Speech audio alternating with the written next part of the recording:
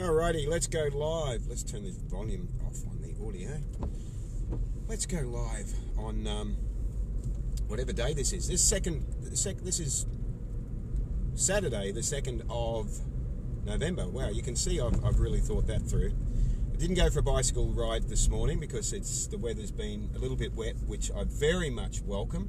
Very much happy that we're getting wet weather. And the live stream I wanted to do, I thought I'll do now whilst I'm heading out in the car. And the live stream that I'm doing is about this car, and I've titled it, How to Avoid Ending Up with a $9,000 car rebuild like I did, car repair bill like I did. So, I'm now back in my car, which I picked up 2 days ago. It had been off the road for a month. Now, I am a car person. I have been a car person since the youngest age. I've been fascinated with cars and motorbikes as well, with transportation, I guess you could say. Been fascinated with it, and I grew up in the early years of my dad's employment, he was a diesel mechanic, so I grew up with him knowing how to work on cars, and I learnt from him, and I have a great experience of working on motorbikes and cars, especially when I was a teenager, literally pulling the engine and gearbox out of my Austin Healey Sprite, working on it, customizing it, over the years doing lots of different work on cars and modifying them and improving them to my specifications. And my last Swift was heavily customized, and I spent years doing that. So I have a lot of knowledge about cars. I come from a family that has a lot of knowledge about cars. My uncle is a car nut as well, and I've spent pretty much most of my life researching cars, what brands are good, what brands are reliable, what brands to avoid, technology, etc. So with all that in mind, despite all that, I've still had to pay a small fortune on getting my car back on the road again. Now, this is a beautiful car. I'm driving it now. It's a 2012 Suzuki Swift Sport. I bought it, and it was almost new when I bought it. And it had 12,000 kilometers on it. It was a year old. It felt like new. It still drives like new. It's one of the most beautiful cars to drive as far as steering feel, as far as handling, and as far as features. But I've added a lot of extra features as well, but it still comes with a lot. One of these was $27,000 new in 2012, and the new one is about $29,000. So they're a top-of-the-line Suzuki Swift in Australia. They're the sport model. They have the sport suspension. They have the bigger alloy wheels, the lower profile tyres, the 1.6 litre motor with 100 kilowatts of output. Mine has, and here's the big problem, mine has what's called a CVT transmission. Now, despite the fact that I know a lot when it comes to cars, despite the fact that I've done a lot of research, and one of the reasons why I bought this Swift is because it was fully made in Japan and therefore should be about as reliable as you can get. Despite that, there is a weak point to this car. The motor is great, everything else is great about the car, except the transmission. This CVT is a technology that you need to know about because it's becoming more common in cars, and if you're buying a new car or a late model car, it's getting harder to avoid buying a car without a CVT. What is a CVT?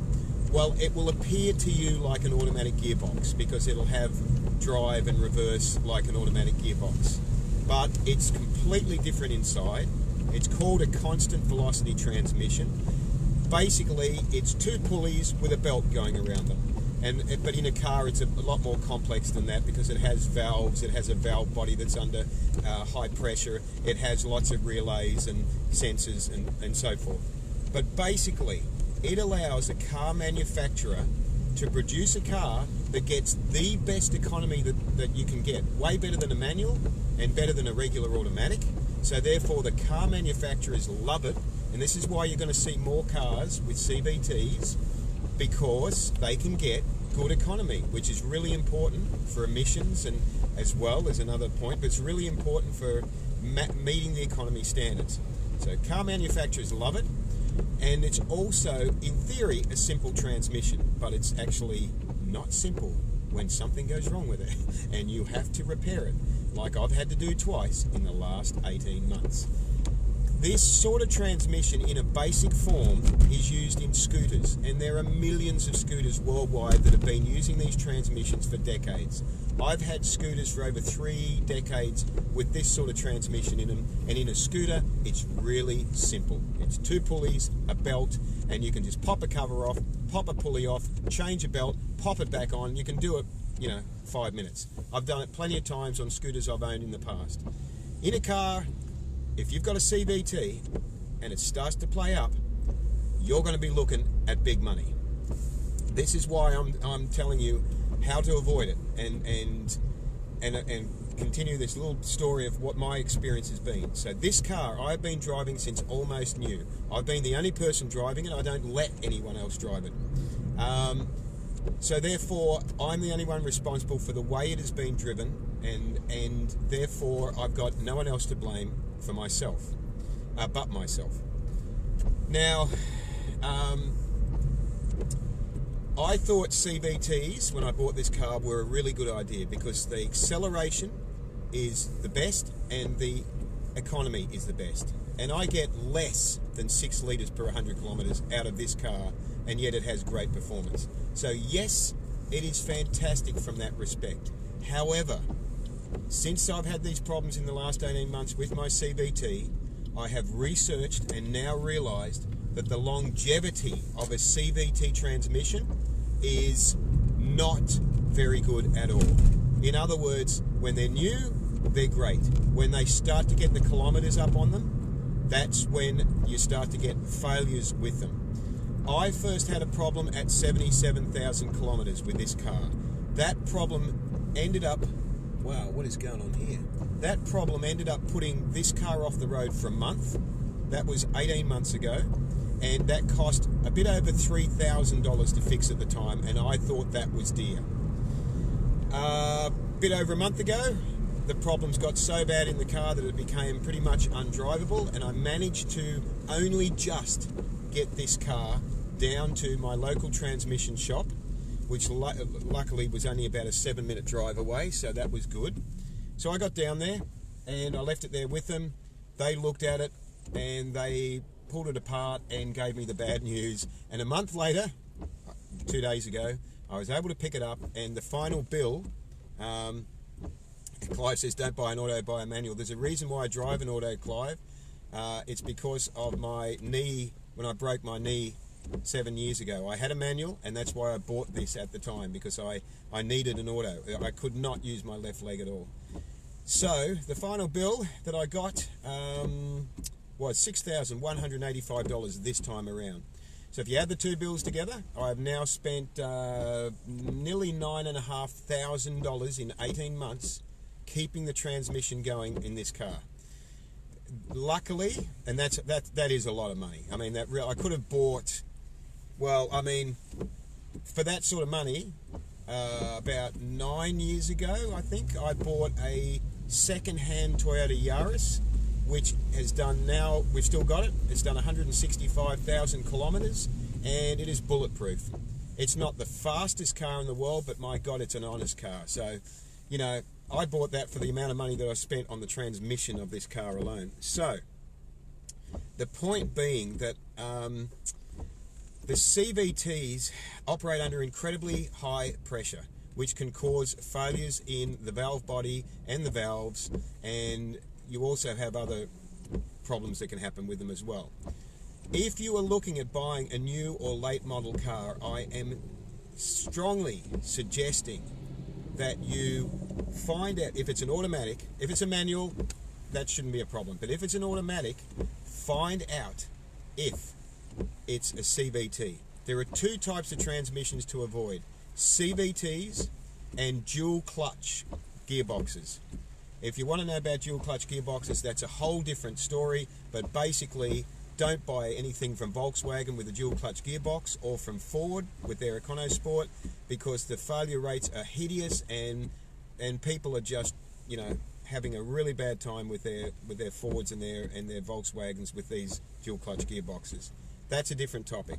Back on topic, the CVTs, once I started researching in the last month, I've had the time to research what the actual longevity of these transmissions are like.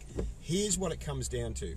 Despite the fact I'm driving a Suzuki Swift, the gearbox, or the transmission is the correct terminology, is made by a Japanese company called JATCO. JATCO is 70% owned by Nissan. JATCO makes the CVTs for Nissans, Suzukis, Mitsubishis, Renaults, and a whole heap of other brands I cannot think of. If you just Google JATCO CVTs and start reading the horror stories of just the failures of these things, the amount of money that people have to spend, like I've just spent on these transmissions, you will go, wow, there's no way I'm going to spend money on a car with that. A mate of mine's just bought a Nissan Dualis, and it's got a CVT in it, and I gave him the bad news yesterday, and I said, mate, I'm sorry, but you know, I'd be monitoring that really closely and considering getting another car if you can, because that's just not long term. That could cost you a small fortune. So the question is, are there any cars with reliable, where's my cruise control? It's been so long since I've driven this car, I've forgotten how to use cruise control. There it is, locked in, thank you. Are there any cars with reliable CVTs? Well, Toyota makes their own CVTs through a subsidiary company called ASIN, and they use them in the Prius, and the new Corolla now has CVT gearbox in it. However, in America, the Toyota Corollas have been using the CVTs in their Corollas since 2014, and they have had quite a number of problems in the States. They have had to recall them, but they haven't called it a recall. They've called it a service bulletin, I think they've called it. So they've had to get their CVTs and try and reprogram. The Corollas in the United States, because of the issues with the CVTs, they've done a 3-step program. One is they try reprogramming it. If that doesn't work, they then replace the valve body on it. Now, the valve body for my CVT alone cost $1,700. That's without it being fitted, pulled apart, fitted, whatever. That's just a part cost. So the valve, they try replacing the valve body. If that doesn't work, they actually put a whole new CVT in the Corollas in the States because of the issues I've had with them.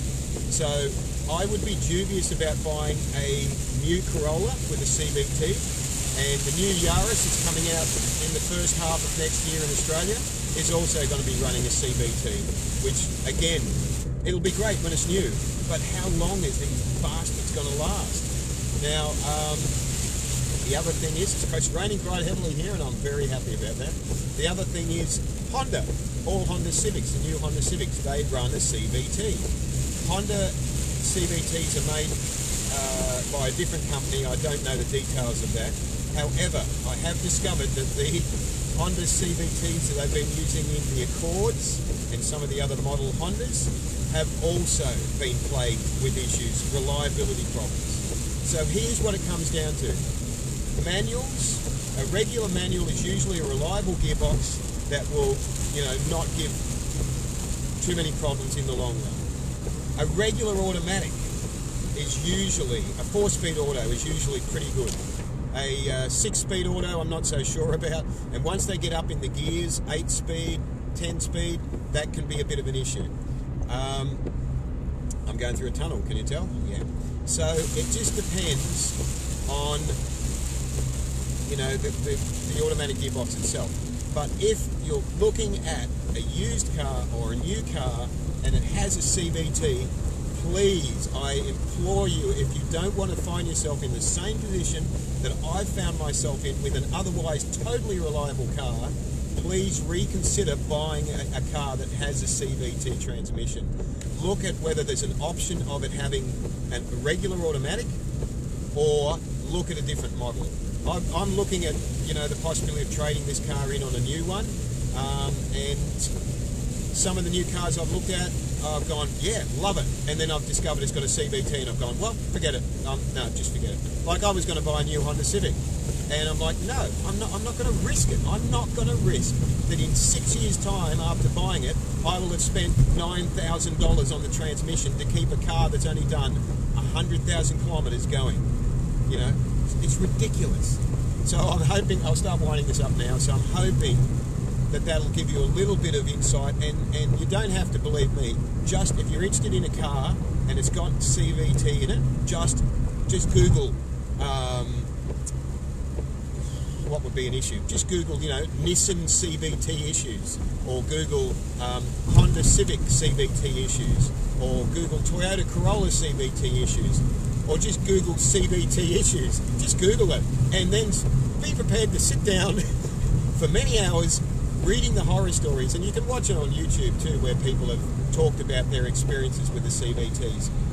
I'll finish up by saying that it's so bad in Australia with CVTs that last month, or September, just gone, that Nissan Pathfinder owners have launched a class action against Nissan because their CVTs in their Pathfinders are so unreliable, and it gives them so much problems. So they have launched a class action, and if you have a Nissan Pathfinder, you can actually join that class action. You can Google it, you can go to the lawyers, and you can be in on that class action if you want to get some help with your Nissan Pathfinder piece of crap.